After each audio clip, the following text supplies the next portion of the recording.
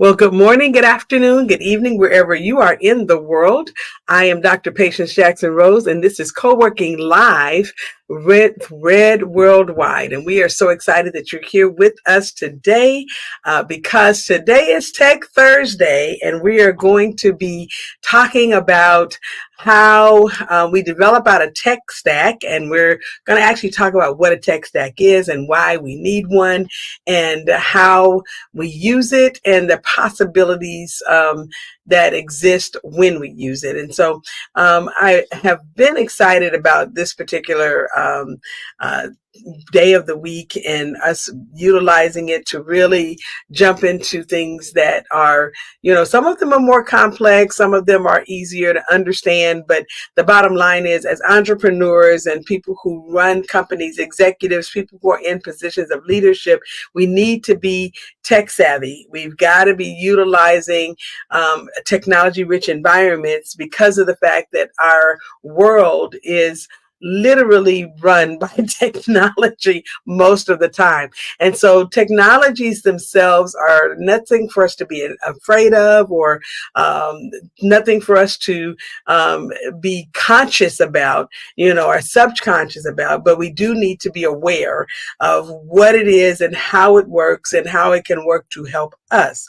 And so I have a little video that I prepared, and I want us to watch it before we jump into our slides and really jump into talking about, utilizing a tech stack and why it can, how it can be used to benefit your company. So let's watch the video. We're exploring a topic that's crucial for every entrepreneur out there, the tech stack. Now, you might be wondering, what exactly is a tech stack? Simply put, it's the combination of tools and technologies that you use to build and run your business. Think of it as the backbone of your entrepreneurial journey. Just like a chef needs the right ingredients and tools to whip up a delicious meal, you need a sufficient tech stack to create a thriving business. Let's break it down. A tech stack typically consists of two main components, the front end and the back end. The front end is everything that your customers interact with. The website, the app, the user interface. It's the face of your business. On the other hand, the back end is where the magic happens behind the scenes. This includes servers, databases, and applications that manage database and perform operations. Together, these components work in harmony to deliver a seamless experience to your users. Now, why is having a sufficient tech stack so important? Well, first and foremost, it can save you time and money. Imagine trying to run your business with outdated tools or systems that don't communicate with each other. You'd be wasting precious hours troubleshooting issues instead of focusing on growth. A well-integrated tech stack allows different tools to talk to each other, streamlining processes and enhancing productivity. For instance, when your customer relationship management software integrates with your email marketing platform, you can easily segment your audience and send targeted campaigns without manually transferring data. This not only saves time, but also improves your customer engagement. Let's talk about use cases. Maybe you're an e-commerce entrepreneur. In that case, your tech stack might include an e-commerce platform like Shopify, a payment processor like Stripe, and an email marketing tool like MailChimp. Each of these tools serves a specific purpose, but together they create a powerful system that can handle everything from inventory management to customer outreach. When you have a sufficient tech stack, you can focus on scaling your business instead of getting bogged down by operational headaches. Or perhaps you're a service-based entrepreneur. Your tech stack might look a bit different. You might use a scheduling tool like Calendly, a project management app like Trello, and a communication platform like Slack. Each of these tools enhances your ability to manage client relationships and deliver services efficiently. The integration of these tools means that your clients can book appointments seamlessly, you can manage projects effectively, and your team can communicate without confusion. It's all about creating a cohesive workflow that allows you to serve your clients better. Now, let's not forget about data. In today's digital age, data is king. A sufficient tech stack enables you to collect, analyze, and utilize data to make informed decisions. Whether it's tracking website analytics with Google Analytics or managing customer feedback through survey tools, Having the right technology in place means you can leverage data to refine your strategies and improve your offerings. This is essential for staying competitive in a rapidly changing market. So as we embark on this episode, keep in mind that the goal is not just to throw a bunch of tools together and call it a tech stack. It's about creating a thoughtful and strategic combination of technologies that align with your business goals. We'll explore the different elements of a tech stack, discuss how to choose the right tools for your needs, and highlight some common pitfalls to avoid. By the end of this episode, you'll have a clearer understanding of what a sufficient tech stack looks like and why it's a game changer for your entrepreneurial journey. So grab a cup of coffee, settle in, and let's get ready to unlock the potential of your tech stack together. Trust me, you won't want to miss this.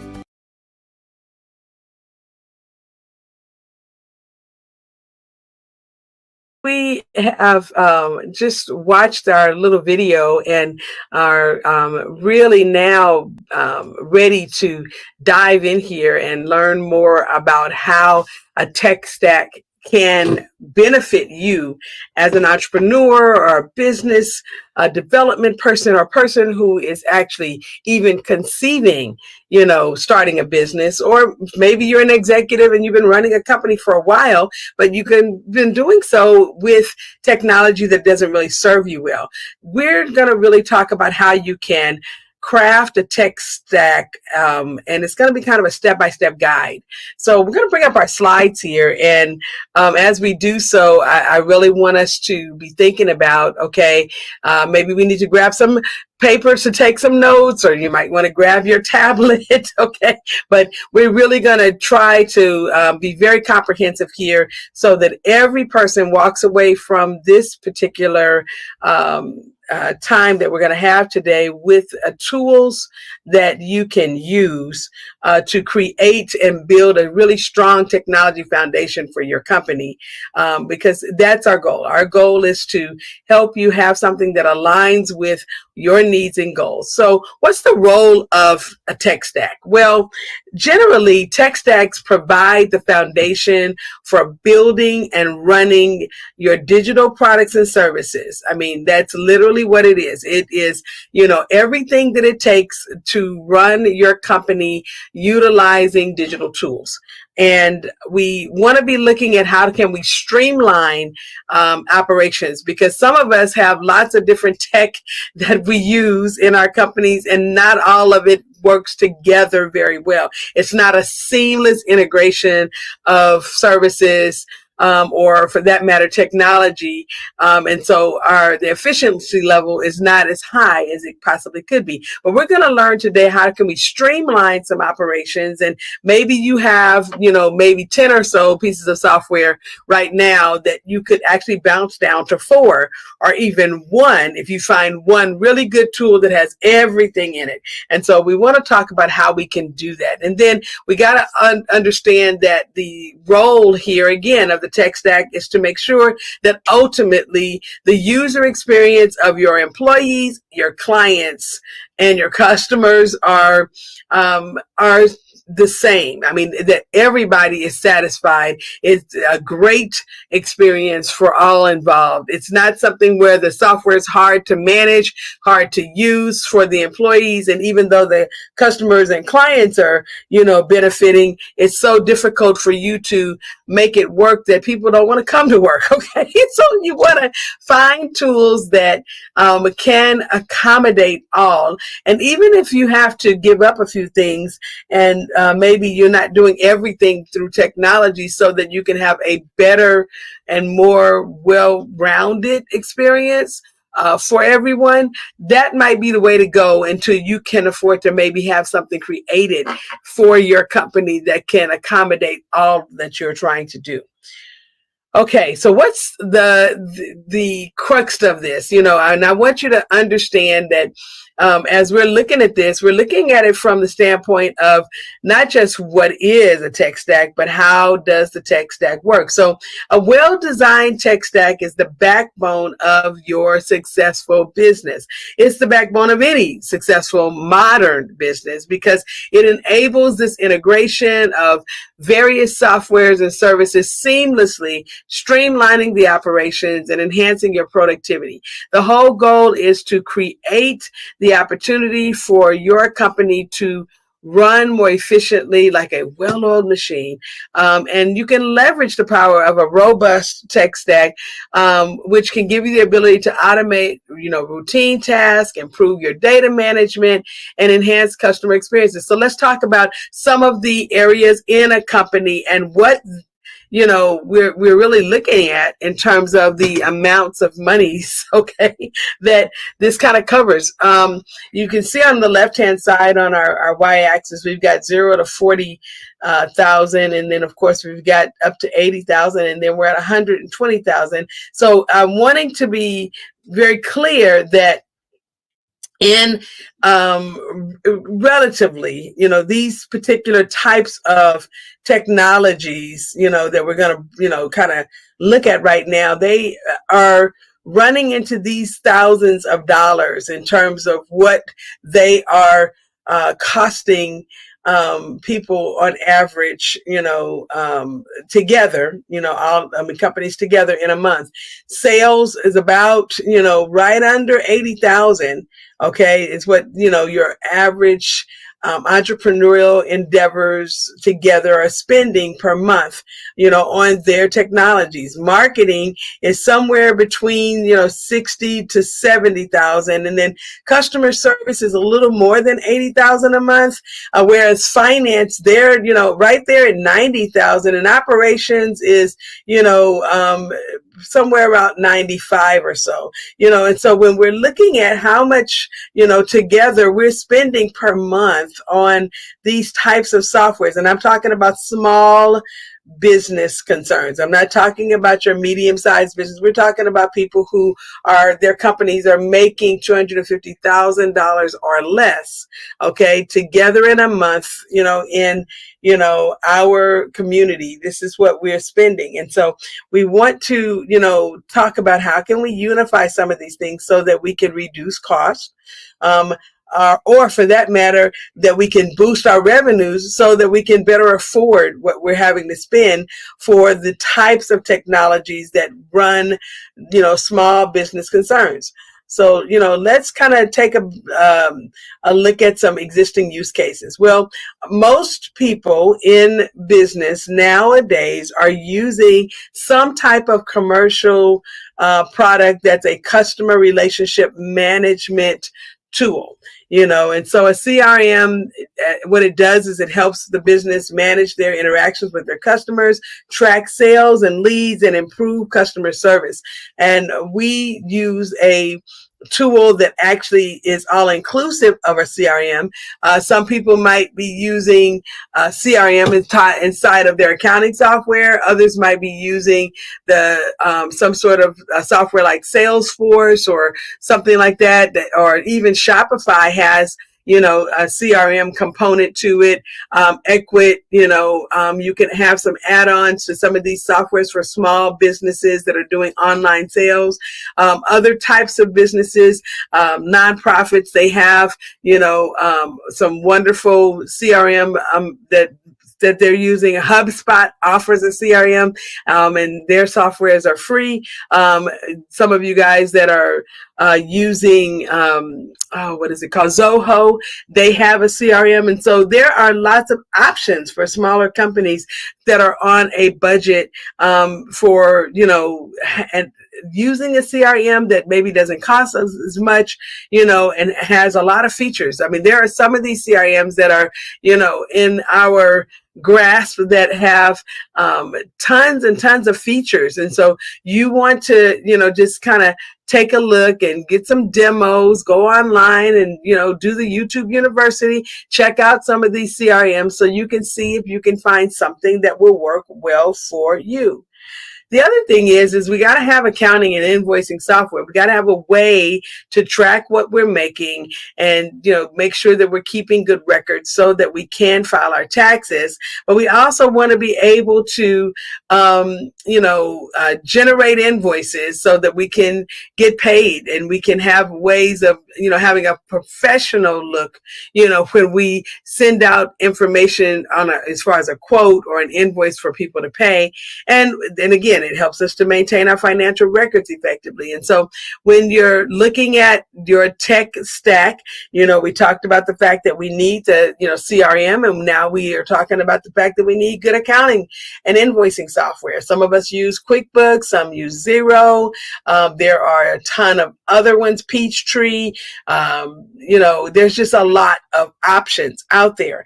And some people are even using Square, and you're getting access to the CRM that's inside of Square, and you're using some of the accounting features inside of Square for invoicing and keeping track of your money. Some of us are using all-inclusive softwares like Zenler or Kajabi that have built into them a CRM, and maybe not a full accounting software, but you can connect your QuickBooks software, your Intuit, to Kajabi. You can connect it also to Zenler and to some of these other platforms that have the CRM components and the courses and the sales piece inside. And so this gives you access to being able to have some really, good options. I know some people are using ClickFunnels.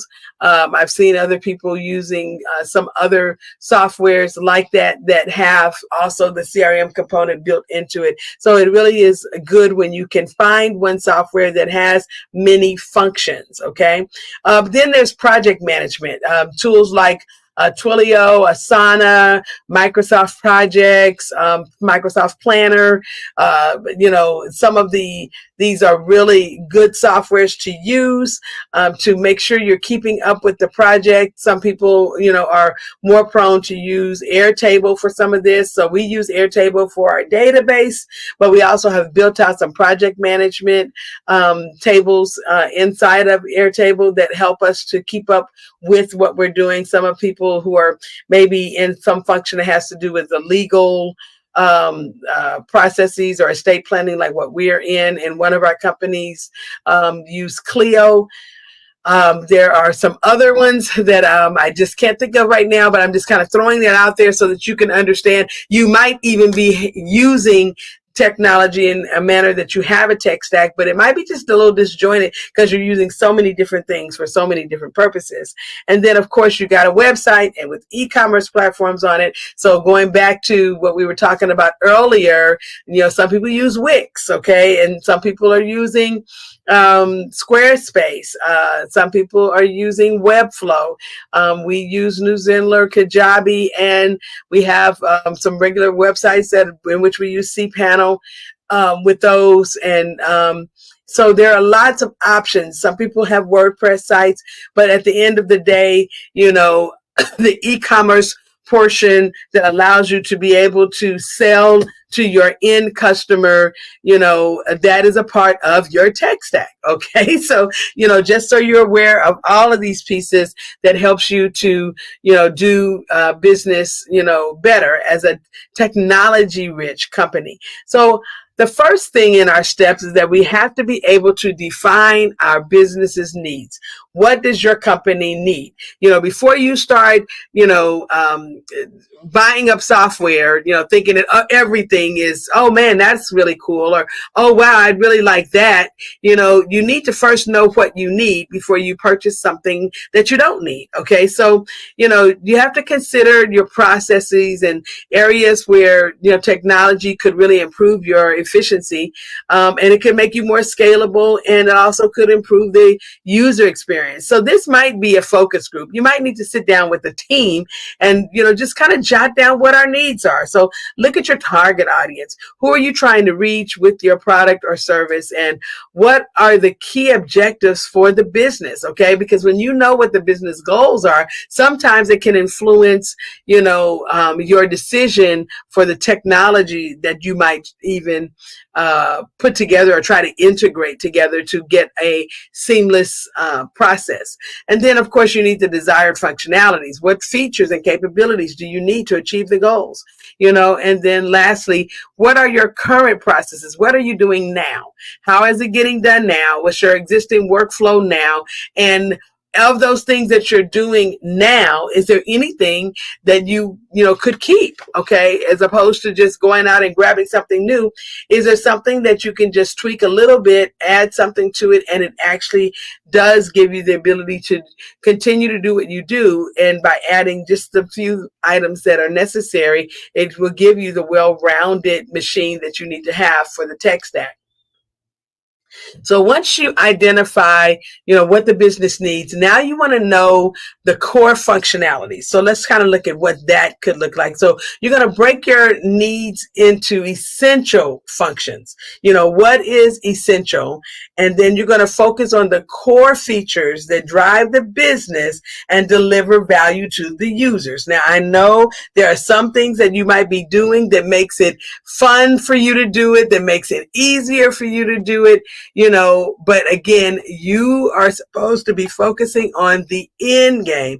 How do you deliver value to your customers, to your users? Because when you can get more customers, then maybe you can add back some of those things that were fun in a different way, where the features, now are based on your impact and the importance that they have in the company. Okay. And so let's look at some core functionalities. These things are the essential features that make your business unique and valuable. What is your competitive edge? I keep going back to that. Every time we come back to that, I want you to understand that it's embedded in so many different things that we've been working on with your company. And so when we're talking about the core functionalities, what are the essential features that make, you different than everything else is out there? What makes people choose you? And based on those things, that's going to be the core. That's going to be what you want to probably make sure that you have some technology to help you do that consistently, and to help you be able to scale it, and for that matter, to continue to do it as well, or if not better than you've done it in the past. And then, of course, how can you make the experience, the users will have better than what it is right now? Or for that matter, how can you run it in such a way run the company in such a way with regards to the user experience that makes it consistently what it is? If it's already at the top of the choices that are out there, how can you consistently deliver, okay, and ensure a seamless experience? If you put, something together where you're sending out mailings and you're doing, you're able to keep track of data, about your customers, so that you can maybe send out birthday notes, or for that matter, offer them a discount on their birthday. Some of those things are wonderful, and you can institute technology to help you do that. But you want to see how you can make that a seamless experience, with those core functionalities that we talked about a few minutes ago. And then for data management, how will you store, how will you manage, and how will you process the data to support what you're doing in your business operations? I remember we had probably about 5 different softwares that we were using to produce what we were doing every day. And the cost of maintaining all of those, was tremendous when we were such a small company. And so having to back down and say, okay, we're going to only use 2 or 3 pieces of software. And based on those softwares, can we get everything we need to get out of it? The core functionality, of course, is keeping track of what we're doing, being able to, collect payments, and being able to make sure people know when we have some new services to offer. That was kind of in our core, functioning at that time. And our user experience was really a one-on-one. We didn't really use a whole lot of technology unless we were having to deliver something like a coaching session or a webinar online, and so at the time we were using Teams when we first started because it was free to us. and we didn't have to concern ourselves with whether it worked or didn't work in a browser, because some of our clients did not have and did not want to put the video conferencing softwares on their computers or on their tablets or phones. And so having the ability to offer, our experiences with the webinars and our one-on-one coaching inside of the browser was a big deal back then. So I remember going the route of finding out getting the best bang for our buck. We were going to spend no more than $200 on tech, and for that $200 we needed to see what we could get, that would make us, look like the biggest company we could become, with the best possible experiences for our employees and for the customers. And we actually were able to solve that in less than $200. We actually at that time we weren't spending anything on our video conferencing. We actually had, we were hosting people, so we were able to get our websites on our own platform, and that gave us the ability to not have to pay to have a website, hosted anywhere. We were able to look at, as far as the CRM is concerned, back then we were using HubSpot, for a lot of things, and Zoho, because the pricing for Zoho was so phenomenally affordable. We hadn't gotten yet into using Airtable, but we were using JotForm for a lot of things. And we paid such a little amount of money for JotForm at that time. It was unbelievable what we were able to do for less than $10. Okay. And so, it was quite an awesome experience. And even for our phone systems, we had brand new phones sitting on our desks, and we were paying, I think, less than $20, at that time for our phone systems. And we had several phone numbers and toll-free numbers.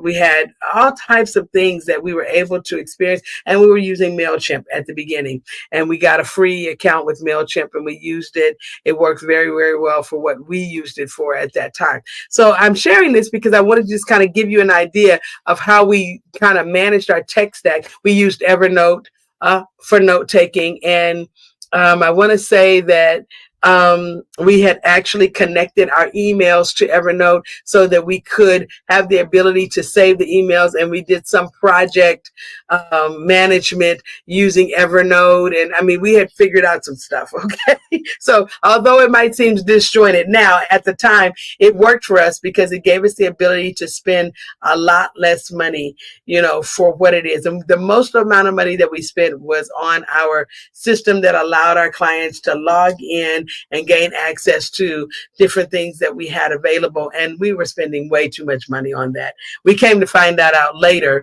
and we cut that off and went to something that was a little more affordable for us and that worked better, because it was so difficult. That program was just did not make sense. But, it was a membership management software that, had been taught, in one of our systems classes that we had. And so we thought we'd try it, and we did, and it didn't work, so we ditched it. So I'm just telling you that, when you're thinking about these things, sometimes you have to really do the demo, try it out, for the 30 days to see if it works. And if it's not working, don't spend any more time on it than what you need to. I mean, go and get some, knowledge from the knowledge-based frequently asked questions. See if you can go back to the person that gave you the demo. And if you still find that it's inadequate for your needs, then go to the next one. Don't spend a lot of time there, because you want to make sure that you have something that's working for you. And the last thing I want to tell you about this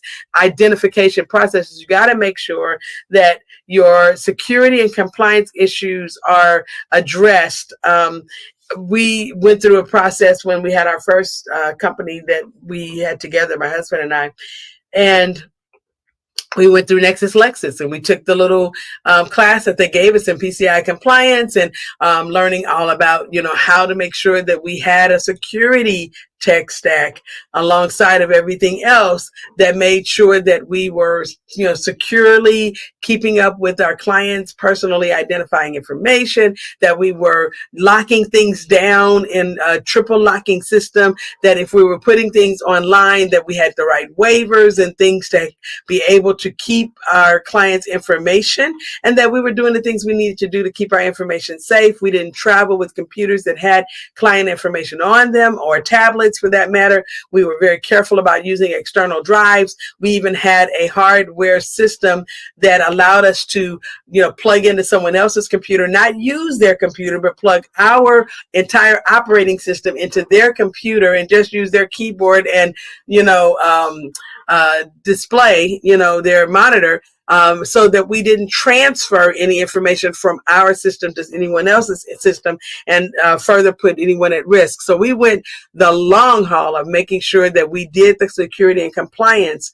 And I tell you, it served us well, because when there was a data breach, just like today, I got something saying that because we were using Evolve Bank and that they had a data breach and our information was in there. We no longer use that bank, but the bottom line is they still had our information they've been holding for all this time. So I'm thankful that we did go through a while back, just, recently, and change most of our passwords, but I'm going to go change the rest of them because of this, So I want you guys to be thinking about, what are you doing to make sure that you're keeping, when you have this tech stack and you're using technology and you're using online systems and things, how are you keeping your information safe, and how are you keeping your customers' information safe? So we want to look at, how can we evaluate, what types of solutions, we should use. So let me just talk about two options here: open source and proprietary. Okay. Now, I want to explain what these two things are, because it's really important for you to understand that, these are two very different kind of things.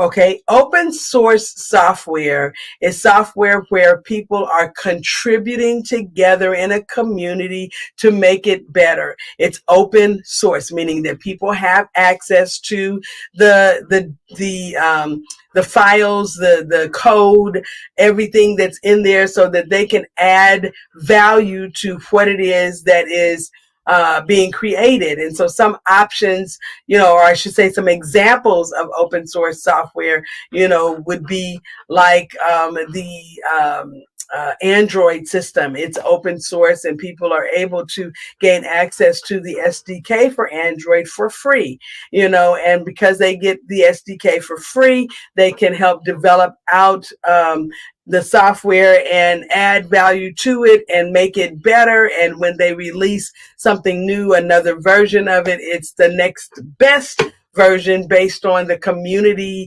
of participation that made it that way. Linux is another open source system. OBS, some of you guys are using OBS for, your recording and streaming. It is an open source software. People contribute to help make it what it is. But a proprietary solution is the opposite of that. It's a company or a person has created this software, and they sell the software, and they don't take outside contributors. People pay to gain access to the software usually, and they are constantly iterating internally in the company to make their process better, hopefully. Okay, they're innovating, but it's their software. It's proprietary. It belongs to them, or you, if you're doing something where you're developing out something that is central to your company. Okay, so as we're looking at the concept of open source versus proprietary software, let's talk about the options. Well, open source software offers flexibility, customization, and community support, because everyone that's participating usually will contribute and share their findings and things that they are doing, utilizing it, so it helps people to understand how to best work with the software. And so you can get free or low cost versions of a lot of things because of the fact that it's open source. And it may require more technical knowledge to use, because a lot of times you're having to work with code, or you're working with building out something, with the open source software that you have. But generally, it's an experience that if you do have a team and they're willing, you can actually really build out something great, and it could work very, very well for you. Now, the proprietary side, it provides more controlled environment, and usually you'll have some support, technical support, a number that you can call, or emails that you can send, or even a huge knowledge base behind it. So you can use the frequently asked questions section or the knowledge base section to learn more about how to use it. And then, of course, sometimes they even have chat support, to be there to assist you. And although it may be more expensive, it offers stability and security. It's not going to be one of those situations where you're in some sort of a alpha or beta stage, usually, unless you agree to participate. It is already ready to go, and it's functioning usually pretty well at the time when you purchase it. So let's talk about database management, because this is an area where a lot of people don't even realize that, they need to spend some time thinking through. A lot of people use a database management system and they don't even know that's what they're using. So let me just give you an example of some things that you might be using online that is database driven. Okay. And so first of all, people choose databases for data storage, having the ability to upload information, have the information held somewhere, and then they can retrieve it when they need it. And I'll give you an example of what that could look like. For a lot of people who use Airtable and softwares like Airtable, they store information in Airtable, and when they need to, they go and retrieve the information from Airtable. And a lot of times they can store tons of information in Airtable, and go back and get it when they need it.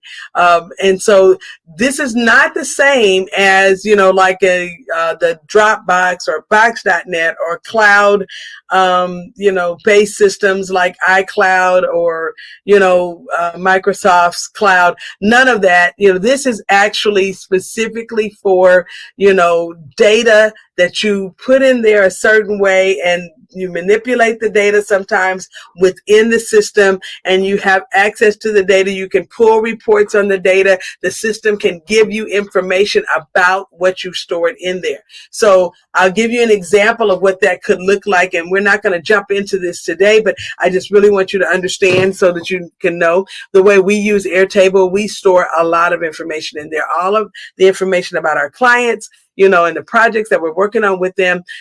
Previous files that we might have uploaded to them are stored there. Sometimes we store pictures, or we don't store video, but we do store other types of files there in the system, and we can actually pull reports on those files to tell us how many clients ordered this particular service, or how many clients is involved in this program. Or for that matter, we can actually pull reports to tell us how many clients have we had over the last 7 years. And we can develop out databases that will serve us pretty well. Those are just some light ways that we use it, but there are tons, and we have charts and graphs and all kinds of things in Airtable.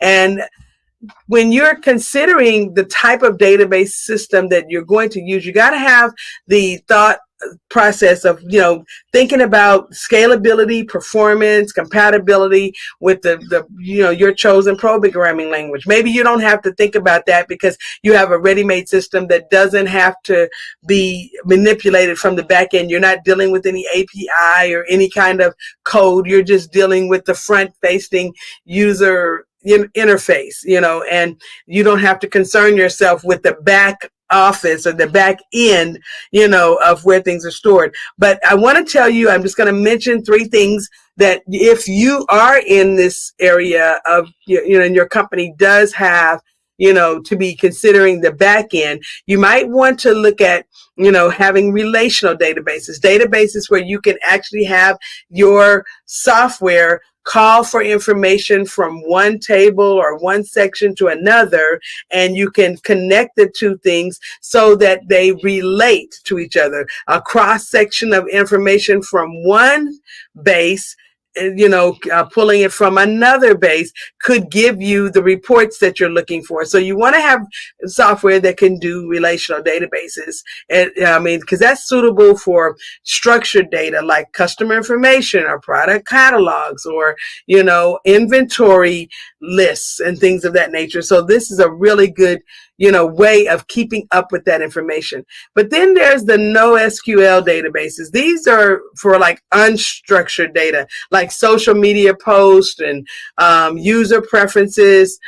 There are tons of ways that we can hold on to information that will give us the ability to serve people better or keep up with the way that we're pushing information out to our customers. And so, having the NoSQL database can make that work better for you. And then, of course, there are cloud databases. And so these are, like Airtable, like I talked to you about that, it's both relational, but it's also a cloud database where it's available in the cloud. It's not stored on your computer.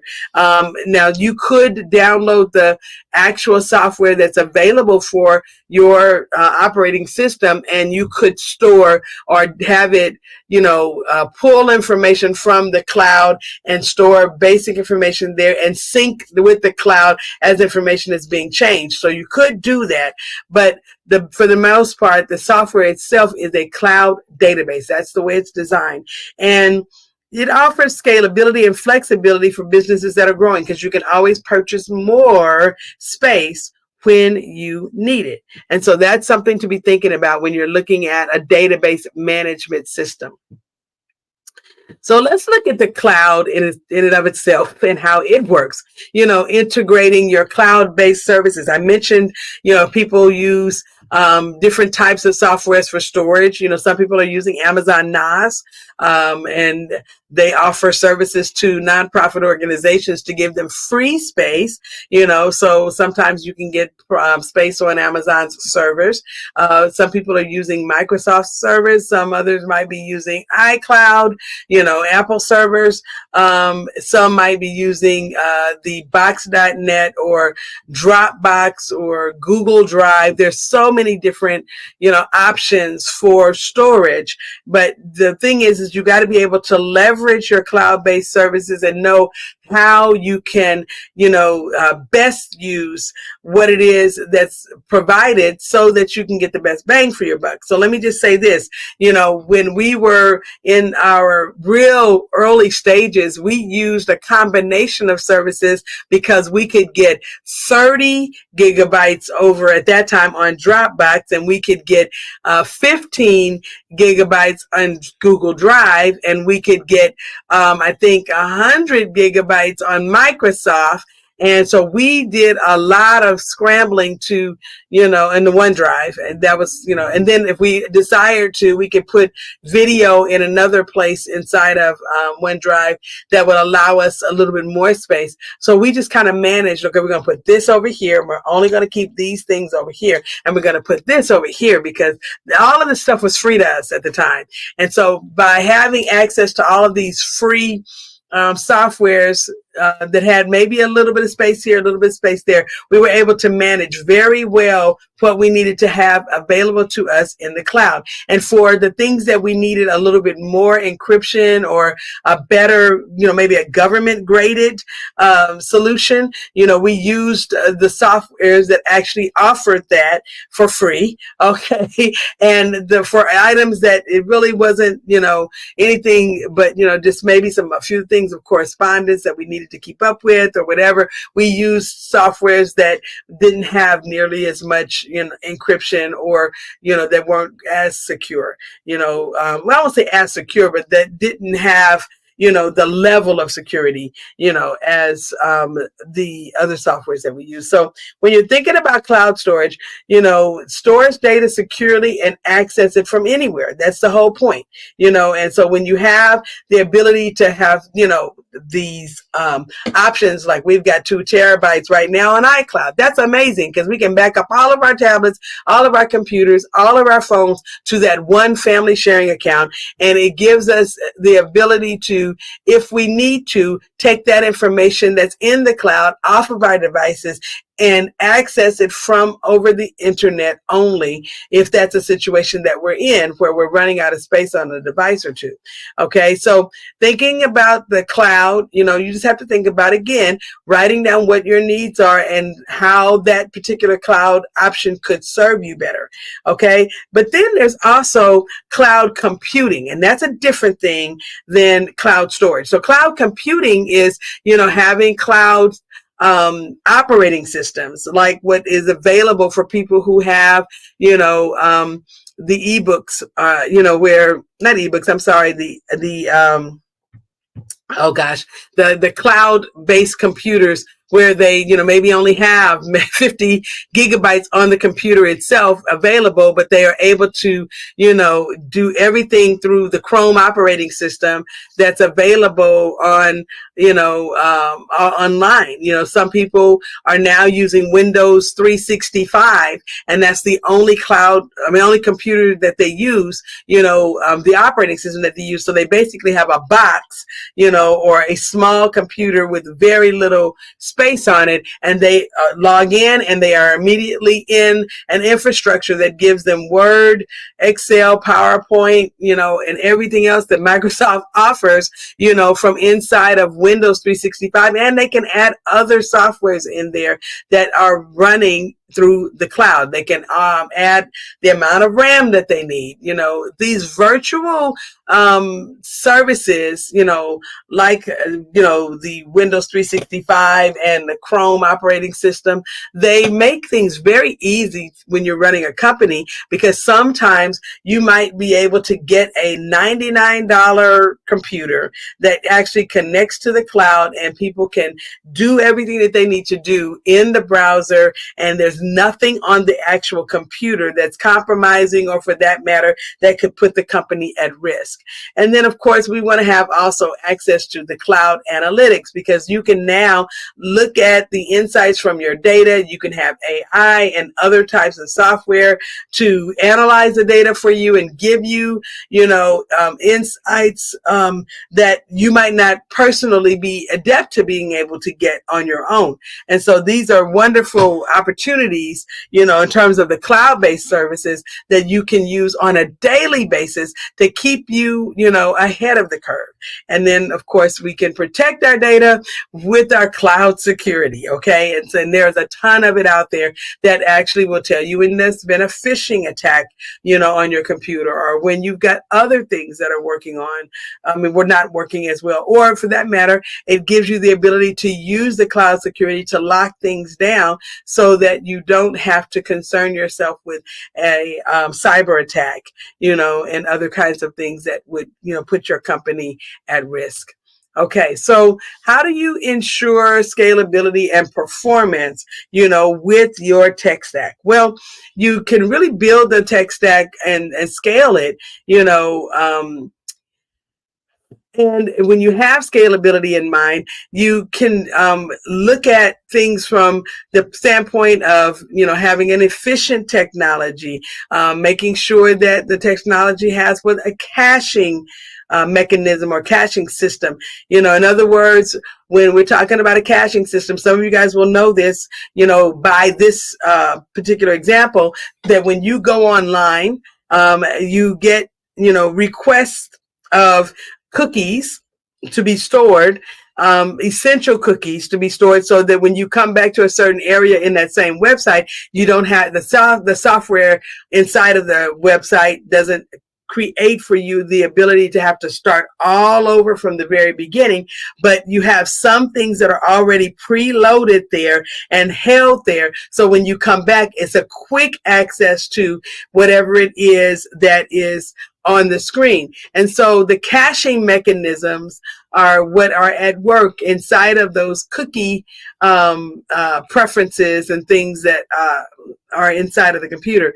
When you clear your cache, then all of that is now gone.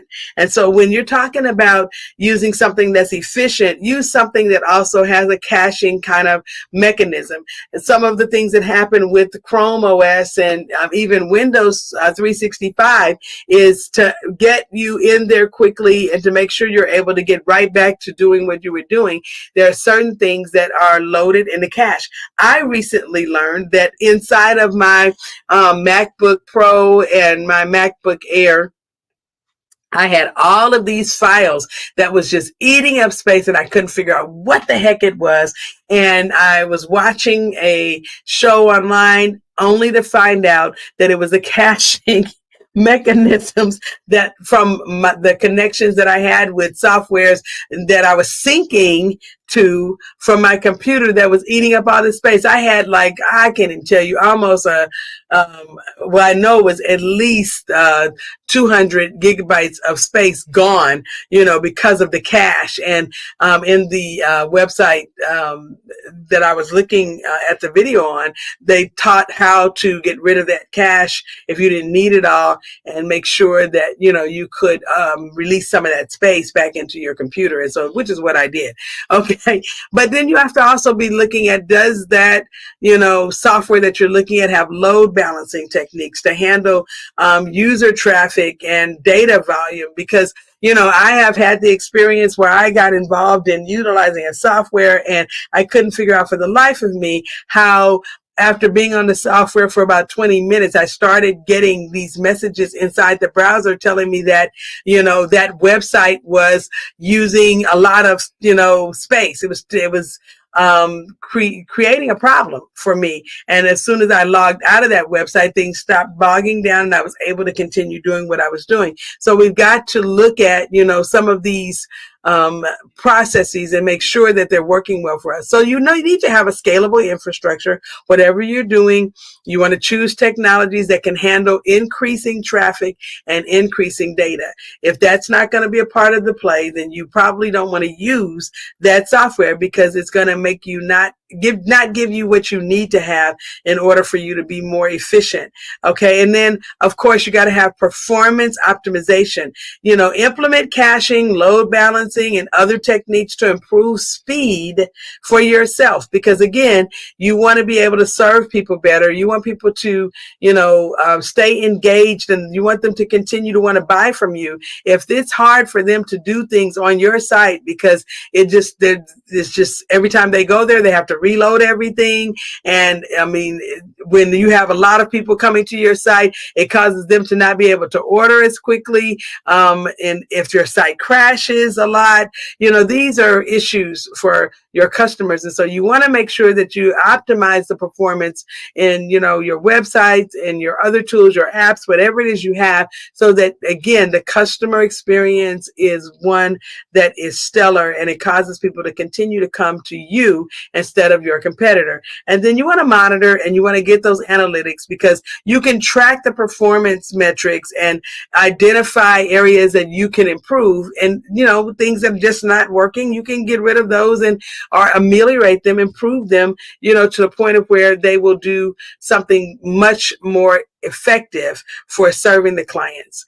Okay, so we got to prioritize security and compliance, as we talked about. And so how can we really do that? What robust security measures can we put in place that will help us to serve our clients better? Well, the first thing is we just need to encrypt the data. You don't want to, have sensitive data, personally identifying information of your clients or even of your employees, in a situation where it's not encrypted and easy to be hacked and obtained. You want to be able to make sure you can prevent unauthorized access. And then you want to have access control. Certain things are not available or should not be available to everyone. Some people in the company may have one level of access based on their role, while other people might have another level of access based on their role. And so everybody doesn't need to have access to everything all the time. And it's important for you to make sure that you put these access controls in place to keep the data and information in your company safe. Then lastly, you got to do some audits. It's going to be important for you to audit and review regularly your security measures to make sure they still meet what your need is. If you have something that's not working and you see that you have things that are more, makes you more vulnerable, then you've got to make the decision to do the things necessary to lock it down so that people are not in a place of where they're at risk. We've had to do that on a few occasions because there have been times where we had volunteers or people that were working with us, and we needed to make sure that they only got as much information as was required for them to do the work that they were doing with us. And so it's important, that you take the time to do that before you roll out whatever you're rolling out, because if you do not do that, it could be a situation where your customers or even your employees or you are harmed. Okay. Well, we're at the conclusion in our next steps. And so we want to just, see what we can do. How do we remind ourselves of what we learned today? So let's go back and talk about the fact that creating a tech stack is not a destination kind of thing. It is a continuous ongoing process, and you have to regularly review and adjust the choices that you've made based on your needs that have evolved over time. And then you got to also be looking at the technology and advancements. Sometimes things that you have just don't serve you as well as they did when you first got it. And so you might want to look at, okay, if this is not the thing that I need to be using, then I need to actually add something else that will help us to, move forward in our business and stay relative, or I should say, stay relevant, not relative, stay relevant in our industry. Okay. And then you got to stay updated, keep up with whatever those technology advances are, and keep exploring for new solutions. I know you might have seen that you did something different last month and now you're going to move to something this month. Yes, it may be that way. You may have to move from one thing to another thing, and sometimes a couple of times in the year based on how technology might be changing. Sometimes you have to, update or upgrade. And as you're doing so, you need to make sure that you are staying, innovative in the process so that you can remain, compliant. And then the other thing is, as you're continuously improving your process and making any necessary adjustments, just know that this is a part of the optimization plan.